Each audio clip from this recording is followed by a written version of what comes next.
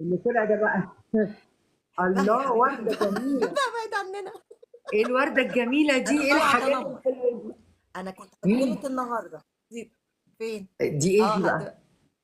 انا طالعه شكرا. بس تنمر. هي عندها ايه؟ انا طالعه تنمر دلوقتي ايوه احنا طالعين دلوقتي عشان انا بصراحة. كنت هجلت، جابوا لي الضغط. لا بعد الشر بس عليكي من الضغط، لا بعد الشر لا الحقيقة واحده. انا حزينة جدا. وارجوكي خدي بالك من الاسم ده، او ليجند اللي عندك لازم يبقى واخد باله ان الاسم ده ما يطلعش عندك تاني، لان ده كان طالع يولع الدنيا حريقة بجد وعايز انت هو يقلبها بلد وبلاد وبتاع. هو انا على فكرة شفت شحاتين في باريس، ايه يعني؟ شفت شحاتين ماشيين في باريس وقاعدين على رصفة. على يا فكره في برامج في ده التلفزيون. ليجل مش ليجند، ليجل ادفايزر ليجل. احمد. ايوه خليك معانا بقى، ده ما اسمع، تطلعوش تاني، اللي كان مع رانيا عايزه ده ما تطلعوش تاني. انا عايزه اقول لحضرتك على حاجه. ما في برامج، بس انا مش عايزه اتكلم ده عشان محد، ما فيش دوله تزعل مننا. في برامج اصلا بيعملوها في التلفزيون، بيجيبوا ناس معلش تحت بير السلم، حالتهم صعبه جدا هناك. يعني حالتهم صعبه جدا بس وبيبقوا عايزين لهم ايوه معونات وبتاع. ايوه ماشي، انا كل ده معاكي، بس ليه انت طالعه بتتكلمي في لايف وفي توبيك معين ايوه ماما. ونقاش جميل؟ والنقاش جميل، ليه يطلع انا بقى يقول ليه يخص مصر؟ طبعا. يعني هو ليه يخص مصر؟ لا يا ليجل مش تكتمهم، ده انت تطردهم، بعد كده تطردهم مش تكتمهم. هو طالع يتكلم على مصر، انت مالك انت؟ احنا ما جبناش سيرة الدول، هي بتتكلم في توبيك معين، التسول في الواقع والمواقع. هي الست ما جابتش السيره ليه؟ طالع بيدوس وانا اقول له، يقول لي اصل حضرتك ما اديتنيش فرصه الاستماع، واصل حضرتك انا مسافر. ما تروح تسافر ان شاء الله ما ترجعش. انا بس هو في بدايه كلامه انا حسيت ان انا هعمل له بلوك، بس قلت اديله فرصته. لا في الاول كان، بص انا اول مره اتكلم على حد، بس في ناس بصراحه مستفزه زياده عن اللزوم. وبعدين ما حدش يدخل يعني يتكلم. اصل معلش انا ما بتكلمش عن بلدي هنا، ده مش مكان اتكلم فيه عن بلدي وخص بلدي بحاجه معينه. ليه؟ لان انا مش قاعده انا ومصريين بس في اللايف، يعني مش قاعده انا والاستاذه حنان ومع مجموعه من المصريين فبنناقش حوارات بلدنا. ما يصحش ابدا ان احنا نبقى طالعين في مكان فيه 500 الف دوله وانا ادخل اتكلم على بلدي. فانا ما بخصش بلدي، انا بتكلم في العموم على الدول العربيه كلها، وبناقش موضوع عموما عشان انا بحب الدول العربيه كلها. لكن انت احنا اصلا ما نتكلم، كنتيش بتتكلمي على دول اصلا يا رانيا، انت بتكلم في بتتكلمي موضوع على حاله اسمها تسول في الواقع والمواقع. والمواقف. عايزين يلبسوها لها ودخلوها مصر. انت مالك انت لما تيجي تتكلم عن مصر تحط ايدك على دماغك اصلا؟ فرسني، فرسني بجد يا جماعه. انا نمت. انت عارفه لما بعتيلي دلوقتي كنت نايمه، وبعدين قلت لا هدخل. يعني لا.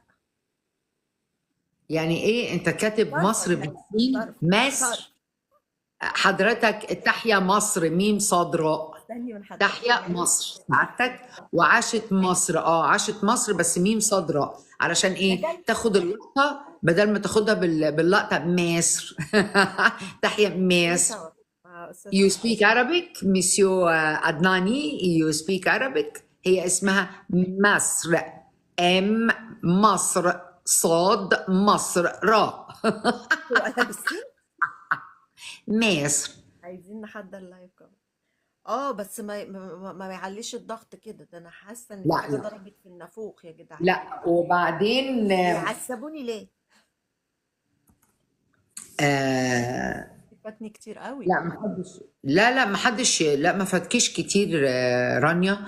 بس انا الحقيقه نزلت من عندك، انا بعترف لك انا نزلت من عندك قعدت ادور هو فين الهيبه احمد وهبه، بجد انا بكلمك بامانه. ايوه وهو دلوقتي فاتح لعلمك، انا بكلمك عايزه هو اشتكي فاتح. له. لا مش هشتكي له، انا كنت عايزه اصوت له وعايزه حبيبتي. اقعد اعيط عنده، فالحقيقه ما ادانيش الفرصه دي. الحقيقه يعني كنت عايزه كده اصوت يعني، لا لان هي الحقيقه كنت حزينه. يا جماعه احنا لما بنفتح توبيك، معلش خلينا نغير كده انا ورانيا الصوره ونفهم. لما بنتكلم في توبيك انا ورانيا او لما هي بتقولي مثلا اطلعي معايا جاست ولا حاجه احنا ليه طلعنا دلوقتي زي جوله، علشان هي مش عايزه ضيوف، يعني هي مش عايزه تطلع جستات، فقالت لي عشان تعالي كده نطلع نوصل معاكي المعلومة زي جوله. بأريحية بدون وجع اه قلب. بالظبط، ونقدر نتكلم بطريقة لطيفة ونتناقش. احنا لما بنتكلم احنا بنحترم دول العالم، لأن مصر حاضنة حضارات، ومصر حاضنة شعوب، ومصر حاضنة أعمال كتيرة، مصر مش الثقافة ولا الفراعنة ولا، يعني مصر دي حضن العرب كله. لما تطلع من لايف رانيا وتتكلم انت عن مصر او عن اي بلد تانية، لا، لان رانيا هي المستضيفانة، يبقى رانيا هي مصر كلها. ما ينفعش نطلع انا اللي ما فرسنيش غير اللي اسمه المستشار ده يا رانيا، ده انا قطمي مشلني. لا كنت عايزه اقول له طلع لي شهادتك، يا اقسم ضغطي. بالله. كنت عايزه اقول له طلع لي الشهاده، ما عشان كده بقيت اقول لليجل يا ليجل يا ليجل يعني عارفه، عايزه اقول له اصل هو اللي واضح انه عندك في الاكونت، فانا عايزه الطم وبلطم اصلا، يعني مش بس هو ممكن يا طلع معايا جماعه. كذا مرة على فكرة، كان بيتناقش بطريقة محترمة جدا. لا معرفش لا لا هو ده انا لا لا لا لا لا لا لا، ده ما يطلعش تاني اصلا. طلع معايا اصلا كان كويس، اللي بس هو يتكلم على بلده بالطريقه دي ما يطلعش تاني ابدا ابدا، والله العظيم انا لقيته عامل لي فولو، طبعا عملت نفسي مش واخده بالي، يا ريت يطلع من عندي اصلا. لا، هو عايزه اقول لك حاجه، هو طلع اتناقش في حاجات قبل كده بشكل غير كده خالص. المشكله ان الناس بتتكلم انا بسمعهم، معلش يعني، ما هو اسال مجرب، الناس بتتكلم على عدم فهم. هو الناس كل حاجه نظريه مؤامره؟ هو الناس كل حاجه اصل غسيل اموال؟ ايه يا جدعان، في ايه؟ يعني يا مش بنتي اذا كانوا للدرجه. مستخسرين ال 10 جنيه في السايس، حد يستخسر 10 يا ستي؟ سايس سايس سايس، مصر ما فيهاش ثقافة الخليج. ثقافة الخليج ان انت لما تروحي تركني في اي مكان بتلاقي فاليه واقف، بتلاقي باركينج بالفلوس زي اللي في في اركان وزي اللي مواقف في التجمع، في في مواقف الحتة دي. بتدفع طب في بالتليفون، ناس، لا اما يا تنزلي جماعة تدفعيها. بالظبط، وفي ناس ما تقدرش تدخل الباركينج في مصر لان الباركينج ب 25 جنيه، امكانياتها راكبه عربيه وكل حاجه ومعاها موبايل، بس ما تقدرش تدفع ال 25 جنيه بتاعت الباركينج. لما بتلاقي سايس تقدر تديله 10 جنيه ولا 15 جنيه، ايه المشكله عندكم؟ طالعين تخلوا الست تلبس في قضيه وهي بتتكلم معايا، يعني انا مش مصدقاكم بصراحه شديده، يعني كانت شيء تعل القلب. هو هقول قولي. لحضرتك على حاجه بالنسبه للسايس، انا ليا ايه كلام فيه، يعني في حد بيقف باحترامه ويركنك وبتاع وما يضايقكيش ولا يزعجكيش، حلو. طبعا ياخد، لانه شغلانه، بيعمل شغلانه، بيعمل لك خدمه. في ناس اه بقى تانية، اولا تحسي ان هو، انا اسفه، مبرشم وصوته كده غريب، اه وتقريبا بيصرفهم على حاجات بقى ايه، مش لطيفه، تمام. وبيقعد بقى يخبط لك. يعني انا مره حد لقيته بالبتاعه بتاعه التنظيف دي اللي بينظف مم. بيها، وعمال رامي نفسه على العربيه، كنت لسه بالمساحات، يعني كانت لسه معمول، كسر لي المساحات. انت عمال ترمي نفسك ليه؟ ولسه هزق، ما انا كده هدوسك. مم. فلا، في غطة بصراحه لا، ما يستحقوش حاجه. وفي اه هم عاملينها شغلانه. اه، اللي بيبيع منديلين حتى، وبيقول لك خدي اشتري منديل، لا اديله بالزياده، لانه اهو ماسك منديلين ثلاثه. اه يا ستي، حتى لو بيشحت بيهم، بس اهو بيعمل حاجه، ما قالكيش هاتي فلوس. هو بيقول لك اه حضرتك حتى لما تيجي تديله فلوس بزياده يقول لك طب خدي مناديل، والنبي لا تاخدي مناديل. يعني الى اه حد ما انا انا بسميهم بشوفهم تعشف. دول الصغننين يا حرام، بشوفهم. ايوه، بس ان هو الناس اللي بترزل، يعني المفروض ان احنا كلنا نحاربها. الشارع، اه عشان انا كنت بمشي بصراحه في الشارع كان قلبي بيتقطع على ناس. وفي ناس حتى ايه، بقيت اظبط دماغي كل اول شتاء. انتي بتلاقي ناس مقطعه هدومها، ومثلا تلاقي في الزمالك في المهندسين في وسط البلد، تروحي اكنهم متقسمين ومتوزعين في الوقت ده بالذات، تلاقيهم هدومهم متقطعه وبنطلونهم متقطع وقاعدين عاملين كده، وكلهم بنفس القعده، اكن مثلا الدرس اتشرح ونازلين يطبقوه، وعاملين لك انزلي، كده. انزلي بقى عايزه قولي اقول لواحد منهم تعالى اشتغل، تعالى اشغلك، تعالى اعملك، هيقول لا. بس طب انا، المشي، رانيا انا شفت المنظر ده والله ثم يا والله ستي، ثم والله، يمين احاسب عليه يوم الدين. انا شفت المنظر اللي انت بتتكلمي عليه ده في شانزليزيه باريس بجد، اه مش طبعا هزار.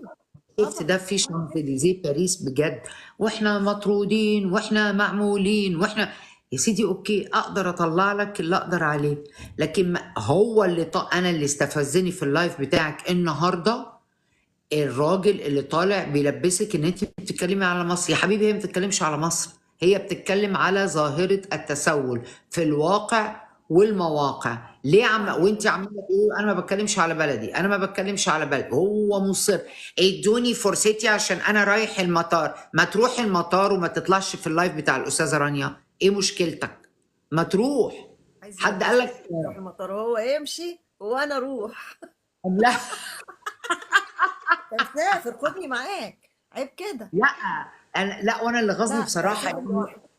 لا اللي غزني النهارده ان انا عاده لما بدخل عند الهيبه احمد وهبه يعني بيشوفني، بس واضح ان النهارده عنده عدد كبير فما شافنيش لعدم اهميتي طبعا، فهو ما خدش باله مني. لا لا، فكنت عايزه ان احنا بنبقى يا قاعدين في اللايف استاذ، مش عارفين نركز. انا كنت بعيط. انا خرجت من عندك بعيط، متضايقه، انا متعفرطه والله انا والله بجد انا العظيم. حاسه ان في حاجه في دماغي لا والله لانه بجد. عارفه بصي، بيقول لك ولو ايه. ضغطوا عليا هقلبها هلس هنا بقى، لا طحال. انا هقول لك لا انا عايزه اقول لك مثل مصري شفته في الافلام الابيض واسود، وتحديدا في الفيلم بتاع حميد واسماعيل ياسين. مرات عبد الفتاح الاسري قالت ايه؟ القرعه بتتباهى بشعر بنت اختها. طب انت حاطط لي مستشار واصل انا مسافر دلوقتي ومش عارفه ايه وبتاع، وطالع تشتم في بلدك، وطالع وطالع يقول احصائيات. ده خلى الست اللي اسمها سناء دخلت له من الشغل، قالت له انت بتتكلم على ايه؟ انت بتتكلم على مصر؟ الست دخلت من المانيا بتتكلم على بلدها ولا على يعني انت؟ لا كان لايف النهار بقول لك، انا نزلت من عندك قعدت ادور على احمد وهبه مش عارفه اجيبه، هي مش في اقسم الامارات بالله. اصلا. مين؟ لا ده ليجي الاحمد ده بيقول لحضرتك انا مين اللي اتسرق في جهازها، الامارات؟ بيقول لك لا بيقول لك هاجي لك الامارات، هي مش في الامارات. استاذ عارف هاني المقطع لما كنا في القيسي يا الطياره؟ حبيبي، انت يا استاذي. لا ما هو كان كنتش كده. فاتح، حتى انت ما كنتش فاتح. لا ما هو انا نزلت من عندها يا استاذ هاني بعيط، رحت رايحه على اللايف بتاع الاستاذ الهيبه احمد وهبه، لقيتك انت قافل. دخلت لقيت الهيبه احمد وهبه فاتح. ارجع انا فتح. عايزه الحقه قبل ما هي تقفل علشان يدخل يكشخ لهم كده 100 قلم على خد واحد ويروح مديهم على قفاهم زرباوي زي ما بيقول. قعدت اعيط واكتب ودي له حلوه دي. انا عايزه جيست، انا عايزه جيست، ما ادانيش